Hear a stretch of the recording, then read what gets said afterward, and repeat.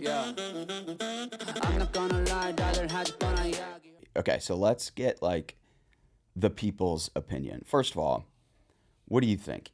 In amateur and rec play, is it Bush League to use a Yola Gen 3, Vatic Oni, or a Rhombus? Or do you think hey, these people paid money for it? They were legal when they bought them. They should be able to use them. Personally, I think it probably just depends what you're playing. Like I've taught clinics, and there have been like older ladies who've been using a Diadem Vice paddle, which was the original. Like this is not a paddle that's supposed to be legal, and it's got crazy power. So like, you know, if you're somebody that it really helps, and you're not like going out there to win your league or whatever, like yeah, I don't think it's a big deal. But if you're somebody that's like taking heads off and using the paddle and generating amounts of pace that are like more than what somebody of your level should be capable of, I think that's Bush League, right? So if you're somebody who is overpowering the rest of your group because you've got that piece of equipment, yeah, that's crap. If you're somebody who's using a Yola Gen 3 just to sort of keep up with your group, like that might be okay. Mm-hmm. So I think it kind of depends. I think if you're really ever playing to be very competitive, I think you got to put those away at this point.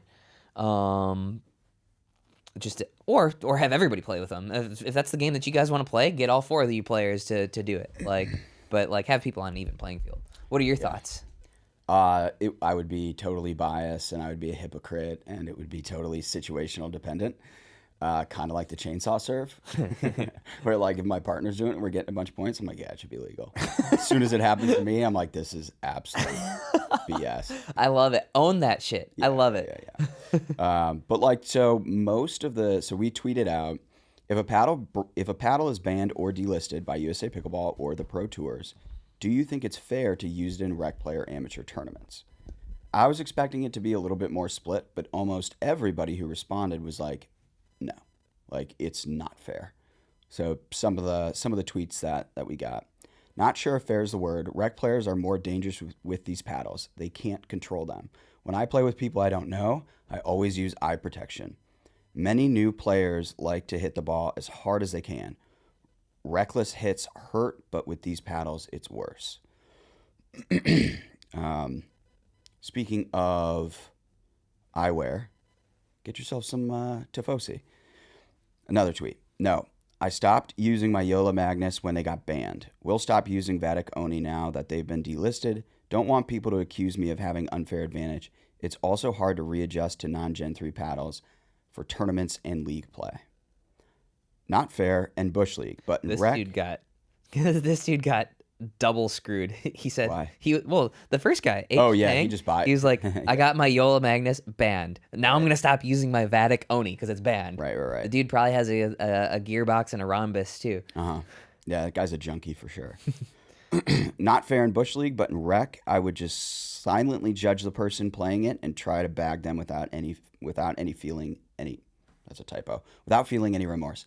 I agree with this guy. This is kind of my take. Bags. I don't understand why anyone would want to play with one. What's wrong with playing legal? As soon as they announced the YOLO was delisted, it didn't leave my bag until I sent it back for a refund. My guy's virtue signaling. Look at me. Look how honorable I am. My rec players don't care if it's banned or on sale at Walmart. Just hit the ball. I think that's probably how most people are. Yeah, I mean, what percentage of people do you think are actually like following along with this? I don't know. Right. Yeah. Right. They wouldn't even know. They don't know. Yeah. I think it's like if you are using the paddle in a way that is an unreasonable amount of pace, like, yeah, put it away. Like, if you're using it and you're not hitting any harder than the rest of your group, like, that's fine with me. But that's a total judgment call, and I think most people are... That's a total judgment call, and I feel like most people are probably just going to keep using it, regardless of what they say on social media. Yeah. I've kind of been in this situation before where, like, I start playing, guy clearly has an illegal serve. I'm like, I don't really care. Do what you do. We're going to beat him. And then they start like winning points on the serve, and then like halfway through the match, I'm like, dude, that's illegal. Like, you shouldn't be doing that, right? You try to put up with it at first. Yeah, I feel like that's how it'll play out. And then this one, I'm not going to tell a person that spent $250 on a paddle that they can't use it in rec play.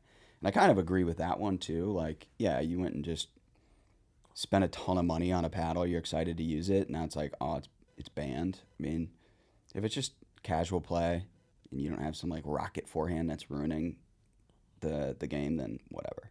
Yeah, I think you just have to assess whether your pace is dangerous for your group, basically. Mm-hmm. Yeah, well, for some people, that's like all they got, right? Just is the power game. Yeah. Yeah. Yeah. Yeah. So if you were that person who just has a power game, put your frickin' YOLO away. Yeah. As a 4-0, maybe 3-5 player, it does make a difference when somebody has a powerful paddle, especially if they come from tennis. It's like, you can be, and I think this is an issue that people see is like, and it's the classic dinkers versus bangers, but just the bangers are on steroids now.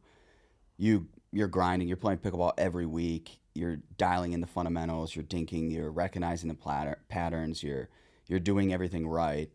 You enter a tournament, and then there's this tennis player who's like pretty much never played before, but they have a rocket forehand and a rocket paddle, and they just keep ripping forehands, and regardless of how good your fundamentals are, ruins a game. They just overpower you. Mm-hmm. So sucks. Clip that. Oh, there it is. Look at that. Thomas. Tifosi. Oh, there it is. I got him this time. Tifosi is the Italian word for superfan, and that is exactly who they make their eyewear for. Tifosi Optics designs sunglasses that allow you to get out and live your passion. Tifosi Glide technology allows the frame to slide on comfortably and provide an anti-bounce fit with an integrated hinge, ensuring these sunglasses slide on easily without pulling your hair. Crafted from shatterproof polycarbonate, these lenses not... Let's see, are they shatterproof? You gotta hit me. I did. Thank God I was wearing my Tifosi. These lenses not only reduce glare, but also offer scratch resistance, ensuring unparalleled eye protection. Hydrophilic rubber nose pads that increase grip the more you sweat, so glasses will stay secure during even the most intense activities. Shop now at TifosiOptics.com and save 20% with code DINK20. That's all caps, DINK20. TifosiOptics.com. So if you're playing, we talked a little bit about whether or not it's Bush League to play with a Yola Gen 3. If your opponents are playing Bush League with a Yola Gen 3, you got to wear eye protection. Tifosi, look at that. Thomas? Tifosi. Oh, there it is. I got him this time. I hope the camera was on you for that. There we go. Great option, Tifosi. Regardless of which paddle you're playing against. Tifosi. Tifosi. Yeah. I'm not gonna lie, darling, had fun, yeah.